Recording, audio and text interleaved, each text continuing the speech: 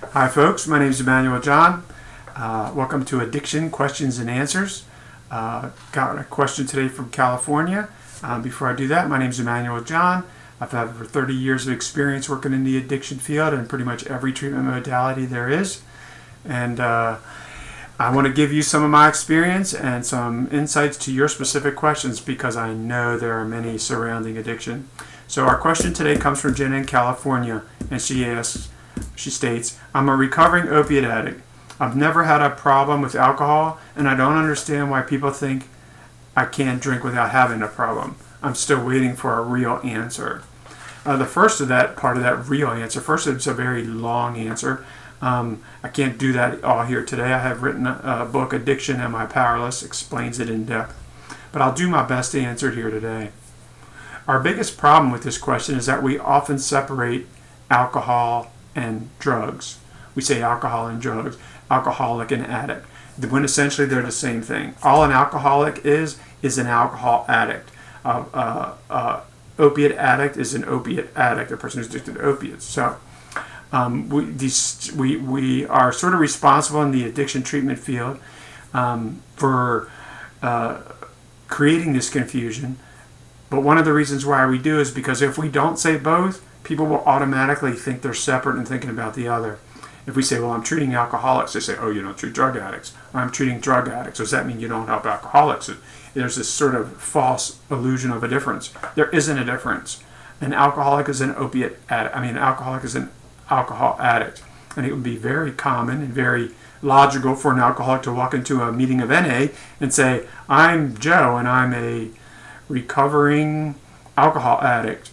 And really no one could argue with him. So, Jenna, your question, that's the first part, is there isn't a difference. A drug is a drug is a drug. Why is a drug a drug a drug? Mostly because they all reduce inhibitions and they all make us feel other than the way we feel. They all alter how we are and how we feel and how we act. Alcohol is a big problem because alcohol works on a neurotransmitter called GABA. And GABA is everything right now is great. Everything is, I'm invincible. It's almost like a Superman kind of a chemical in our body. So the problem with alcohol is that it reduces our inhibitions. When you're a recovering addict, you have an inhibition. I can't use opiates. If I use opiates, I'm going to have a problem, and it's going to cause me difficulties, and I'm going to have to withdraw again and go through all that process. You're inhibited. What happens if you put alcohol, a drug that works on GABA in your body, an anxiety-reducing drug in your body? You are less anxious about the idea of using. You are less inhibited to use another drug. Now that doesn't mean that you're going to go out and have one drink and then go to your opiate. It could mean that you wake up the next day and you still have alcohol in you. You don't necessarily feel drunk, but for some reason you see a pill and it seems like a good reason to take it. Or you're out partying with a bunch of people and somebody offers one, like, man, I haven't had those for so long. And at that moment in time, you won't think about your NA, and you won't think about your experience in treatment, and you won't think about your opiates. You'll think you want to be normal. I just want to be normal. Why can't I just have a good time and relax? So the biggest problem is it reduces your inhibitions, and you're inhibited not to use your other drugs. So alcohol is sort of a really bad idea when it comes to that. You're going to have to get some clean time away from everything if you want to heal from the damage that addiction does. Doesn't mean that you'll be able to use later. I'm not saying you can't. I don't know your story. I don't know your history. And eventually, it's going to be a risk that you may take. One commonality with addicts and alcoholics is that they are all risk takers. Some people believe that that's how an addict gets into trouble in the first place. They use, oh, it won't be that bad, I'll use a little more. Oh, it's one drink, oh, I'll drink a little more. Yeah, I'm drunk, I got a little buzz, but what's one more? They're risk takers. We used to say that they were the kids who get on the bike and ride down the hill and jump over the car or the curb or the whatever the thing is, and they take that risk in endangering themselves. So if that's in your personality, you're a risk taker. If you're an addict, you're quite possibly a risk taker. You've taken some risks. Using is a gamble. So if we take a risk-taking personality and we reduce their inhibitions, they're more likely to take risks.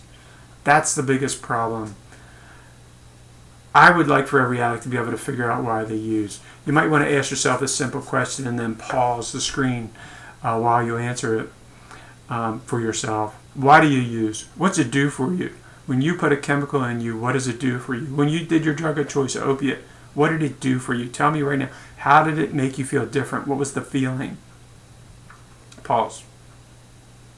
Okay, back from the pause. Hopefully you did, and you answered that question for yourself. So what was the feeling? What did you come up with? It helped me forget. It made me feel better. It reduced my stress. It changed the way you felt. That's why. You just wanted to change the way you feel. You didn't say, hey, I want to be an opiate addict because I like changing the way I feel with opiates. You like changing the way you feel, so you became an opiate addict eventually, based on your question. So another drug is just going to change the way you feel. Why don't you feel okay now? Why aren't you okay without the chemical in you, without any chemical in you? Ultimately, if we want to be healthy people, we need to find that first. In our society, we don't do that too often. We feel like drinking alcohol is like sort of a rite of passage, and that we're not successful people if we can't go out and have a couple beers. You're not a very comfortable person if you need to do it. If you need to have the alcohol to talk to people.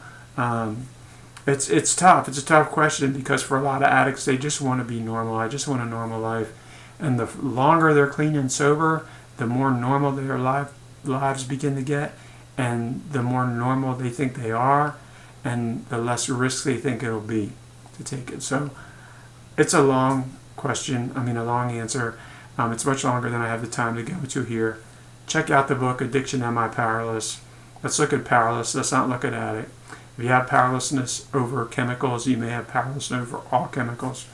If you can't drink caffeine without becoming addicted to it, if you can't smoke cigarettes without becoming addicted to it, there's a couple different drugs there that we have an addictive potential issue with. So are we now saying that this one other chemical I'm immune to, I'm not going to become an addict when I have a history of becoming an addict? So again, I hope that helps. I hope you can make it through. Just put it off one more day if you have to. Make that decision later. It's a whole lot easier to wake up in the morning and wonder whether or not you should drink than it is to wake up in the morning and wonder whether or not you need to stop.